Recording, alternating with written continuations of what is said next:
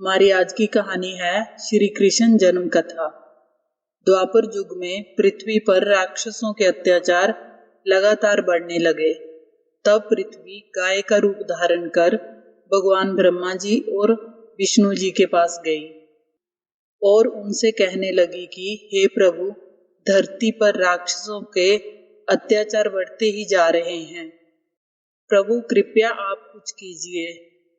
ब्रह्मा जी बोले कि हे नारायण, अब आपका पृथ्वी की रक्षा के लिए धरती पर 8वें अवतार के रूप में अवतरित होने का समय आ गया है। नारायण बोले कि ठीक है ब्रह्मदेव, मैं पृथ्वी का उद्धार करने के लिए मानव रूप में जन्म लूंगा। उस समय भोजवंशी राजा उग्रसेन मथुरा के राजा थे। उनका पुत्र कंस बहुत ही अत्याचारी स्वभाव का था। कंस ने उग्रसेन को राजगद्दी से उतारकर कारागार में डाल दिया और स्वयं राजा के सिंहासन पर बैठ गया। राजा उग्रसेन कंस के इस तरह के व्यवहार से बहुत दुखी हुए और उन्होंने कंस से कहा कि तू मेरा पुत्र है, ये सोचकर मुझे लज्जा आ रही है। एक न एक दिन तेरे पाप का घड़ा अवश्य भरेगा। कंस की छोटी बहन देवकी के विवाह की तैयारियां चल रही थी। देवकी मथुरा के राजा उग्रसेन के छोटे भाई देवक की पुत्री थी और कंस की चचेरी बहन थी। अगले दिन देवकी का विवाह वासुदेव नामक जदुवंशी से संपन्न हुआ। कंस ने वासुदेव से कहा कि महाराज, मैं अपनी बहन से बहुत प्यार करता हूँ, इसलिए अपनी बहन देवकी को मैं स्वयं रथ पर बिठाकर उसके ससुराल विदा करके आऊंगा। वासुदेव बोले कि महाराज कंस, ये तो हमारे लिए बहुत ही सौभाग्य की बात है। कंस देवकी और वासुदेव को छोड़ने के लिए चल पड़ता है। देवकी के पिता देवक अपनी बेटी को बहुत संपत्ति और धन धान्य आदि देकर विदा करते हैं।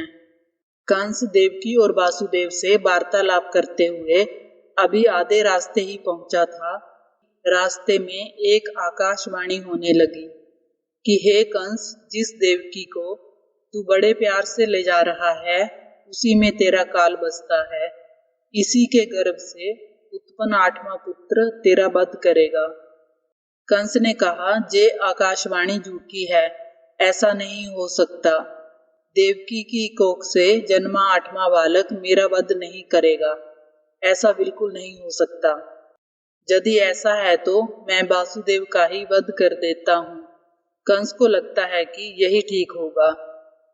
वह सोचता है कि अगर मैं वासुदेव को मार देता हूँ तो फिर मुझे मृत्यु का कोई डर नहीं रहेगा, और कंस वासुदेव को मारने के लिए आगे बढ़ता है। देवकी कंस से प्रार्थना करने लगी कि भैया, इनका वध मत करो, इन्हें मत मारो, मेरा सुहाग मत उजाड़ो। फिर वह कहती है कि भैया, मैं आपसे वादा करती हूँ कि मेरे गर्भ से जो भी संतान पैदा होगी उसे मैं तुम्हें सौंप दूंगी, पर तुम इन्हें मत मारो। कंस मान जाता है और कहता है ठीक है, मैं वासुदेव का वध नहीं करूंगा, परंतु तुम दोनों मथुरा के कारागार में बंदी बनकर रहोगे। वासुदेव कहते हैं कि कंस, देवकी तुम्हारी प्रिय बहन है, मुझे काल कोठरी में बंद कर दो, पर देवकी को छोड़ दो। कंस ने देवकी और वासुदेव की एक भी बात नहीं सुनी और देवकी और वासुदेव को कारागार में डाल दिया। देवकी और वासुदेव बहुत ही दुखी और हताश हो गए। देवकी ने वासुदेव से कहा कि स्वामी, मेरी वजह से आज आपको कारागृह में रहना पड़ रहा है। मैं आपके लिए दुख और विपदा का कारण बनी हूँ। वासुदेव ने कहा, नहीं देवकी, ऐसा मत कहो, मैं तुम्हें पत्नी रूप में पाकर बहुत प्रसन्न हूँ। हमें एक दिन कंस के पापों से मुक्ति जरूर मिलेगी। देवकी ने कहा, पर भैया कंस तो मेरी कोख से जन्मे सभी बच्चों को मार देंगे, हम क्या करें। देवकी और वासुदेव कारागृह में दुख भोग रहे थे। कंस समय समय पर आकर उन दोनों को धमकाता रहता था। जब भी देवकी को बच्चा पैदा होता था, तब कंस कारागृह में आकर देवकी के हाथ से उस बच्चे को छीन लेता था और उसे मार देता था। हर बार देवकी कंस से बच्चे को ना मारने की बहुत विनती करती थी, लेकिन वह नहीं मानता। वह उसके पुत्र को मार देता था। देवकी कहती है कि मैं हर बार अपने सामने अपने पुत्रों का वध होते हुए कैसे देख पाऊंगी।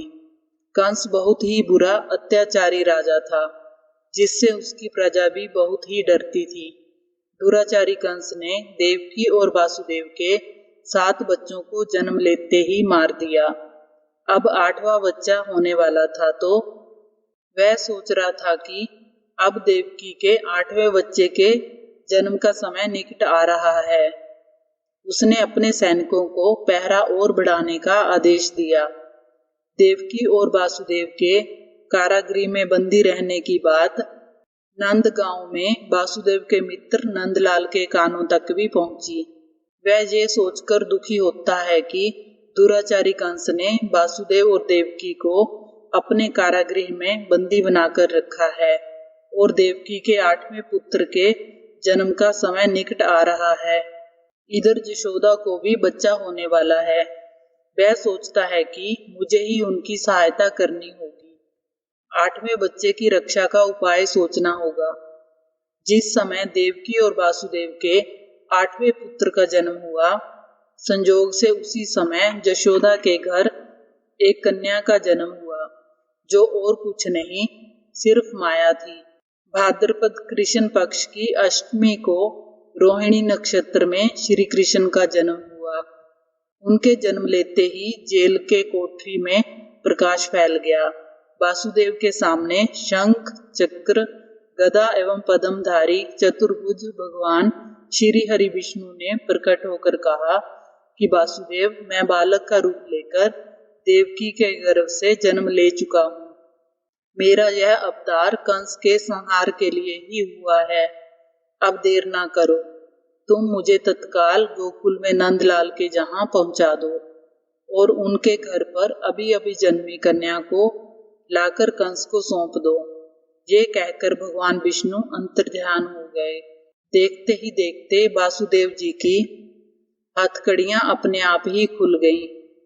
कारागार के द्वार भी अपने आप ही खुल गए। सभी पहरेदार भी सो गए। देवकी बेहोश अवस्था में थी।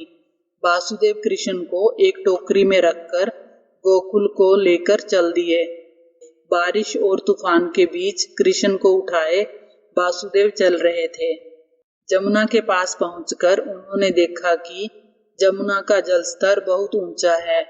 वासुदेव सोच रहे थे कि मैं कैसे इसे पार करूं। फिर भी वह जमुना नदी में उतर गए।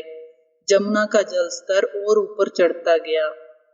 जमुना नदी श्री कृष्ण के चरणों को स्पर्श करना चाहती थी।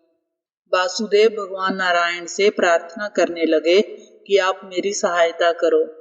यमुना नदी श्री कृष्ण के चरणों को स्पर्श करना चाहती थी, इसलिए ऊपर हो रही थी। ये देखकर भगवान ने टोकरी से बाहर अपना पैर लटका दिया। उनके चरण स्पर्श करने के बाद जमुना घट गई। भगवान श्री कृष्ण की लीला को वासुदेव भलीभांति देख रहे थे। वह जमुना पार कर गोकुल में नंद के जहां गए। गोकुल में पहुंचकर नंद से बोले कि मित्र, मैं अपने बालक को तुम्हें सौंप रहा हूँ। ये बड़ा होकर मथुरा के वासियों को कंस के अत्याचारों से मुक्ति दिलाएगा। नंद बोले, लाओ मित्र वासुदेव, यशोदा अभी गहरी नींद में है। मैं इस बालक को यशोदा की बगल में सुला देता हूँ।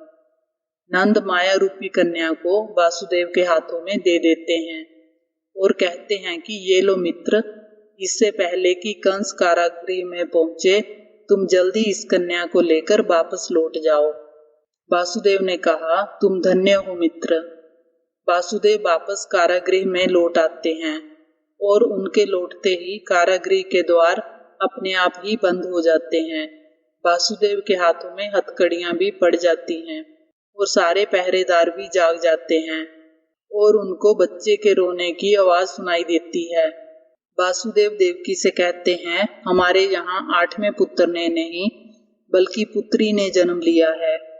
उनकी यह बात सुनकर पहरेदार कंस को जाकर बताते हैं कि देवकी ने एक पुत्री को जन्म दिया है। कंस कहता है कि ऐसा कैसे हो सकता है, कोई बात नहीं, शायद मेरे प्रकोप से भगवान भी डर गए और पुत्र की जगह पुत्री का जन्म हो गया। ये तो विधि का विधान बदल गया, पर मुझे सावधान रहना होगा। मैं इस कन्या का भी वध कर दूंगा। वह कन्या को मारने के लिए कारागार में पहुंचता है। देवकी कंस से उस कन्या को ना मारने के लिए प्रार्थना करती है और कहती है कि आपको तो मेरे 8वें पुत्र से कष्ट था, ये तो एक कन्या है। देवकी बार बार विनती करती रही, पर कंस ने देवकी की एक भी बात नहीं सुनी और कन्या को देवकी की गोद से छीन लिया। कंस ने जैसे ही कन्या को पत्थर पर पटक कर मारना चाहा, वैसे ही कन्या कंस के हाथों से छूटकर आसमान में उड़ गई। उस कन्या ने देवी का रूप धारण कर लिया और कहने लगी कि हे कंस, तुझे मुझे मारकर कोई लाभ नहीं होगा। तुझे मारने वाला तो कब का पैदा हो चुका है और गोकुल पहुंच गया है। ये कहकर देवी वहां से अंतर्ध्यान हो गई। कंस यह दृश्य देखकर और उसकी बातें सुनकर गुस्से से छटपटाने लगा और वापस अपने महल में आ गया। कंस ने श्री कृष्ण को मारने के लिए अनेक दैत्य भेजे। श्री कृष्ण ने अपनी अलौकिक माया से सारे राक्षसों को मार डाला। बड़े होने पर श्री कृष्ण ने कंस को मारकर राजा उग्रसेन को राजगद्दी पर बिठाया। उस दिन से श्री कृष्ण के जन्म दिवस को सारे देश में बड़े हर्षोल्लास से जन्माष्टमी के रूप में मनाया जाता है। भगवान श्री कृष्ण की नगरी मथुरा में इस त्योहार की विशेष धूम रहती है। पूरे ब्रज क्षेत्र में यह त्योहार धूमधाम से मनाया जाता है। अगर आपको कहानी अच्छी लगी हो तो वीडियो को लाइक करें, चैनल को सब्सक्राइब करें। धन्यवाद।